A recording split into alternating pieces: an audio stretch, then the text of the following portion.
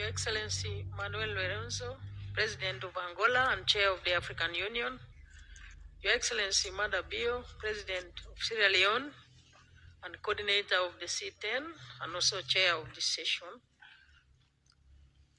Excellencies, Heads of State and Government, the Chairperson of the African Union, distinguished delegates, ladies and gentlemen. I thank Your Excellency Dr. Julius Mada Bio, President of the Republic of Sierra Leone, for convening this 7th summit of the Committee of 10 African Union Heads of State and Government on the reform of the United Nations Security Council at this important time when we mark the 80th anniversary of the United Nations. I also express deep appreciation to Your Excellency Mada Bio as the coordinator of the C10 and the entire leadership of the government of the Republic of Sierra Leone for the unwavering commitment to advancing the common African position on the reform of the United Nations Security Council since its adoption in 2005 and for keeping Africa solidly united.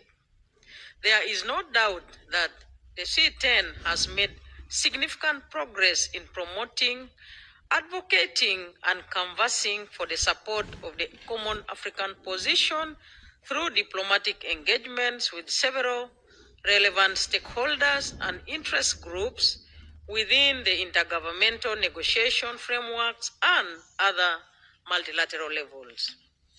Uganda remains committed to the mandate given to us by the African Union to promote, advocate, and canvass for support of the common African position on the reform of the United Nations Security Council as stipulated in a Swahili consensus and a SATE declaration. We now need to move the process forward to achieve tangible results. Excellencies, in this regard, I express satisfaction with the African Union model on the reform of the UN Security Council as it aligns with the Eswatini Consensus and SATE Declaration. Africa must be represented in the UN Security Council by not less than 2 permanent seats with equal prerogatives and privileges of the permanent membership and 2 more permanent seats in the non-permanent category. The time is now for the genuine demonstration of the political will by the 5 permanent members on the UN Security Council to consent to the full reform of the Council to make it more inclusive, just, equitable, transparent, responsive, and democratic. We reiterate our demand to rectify the historical injustices against Africa, which should not be perpetuated any longer, and for Africa to be prioritized as a special case for adequate representation on the UN Security Council.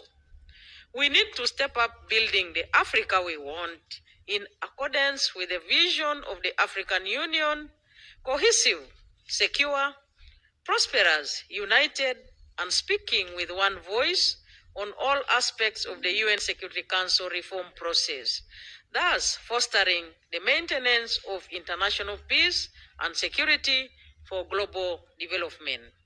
As I conclude, we remain steadfast in our demand for the immediate full reform of the UN Security Council and for Africa to be adequately represented in both permanent and non-permanent categories in line with the common African position. Any further postponement of the Council's reform process undermines Africa's interests, the maintenance of international peace and security, and global development. I thank you, Mr. Chairman.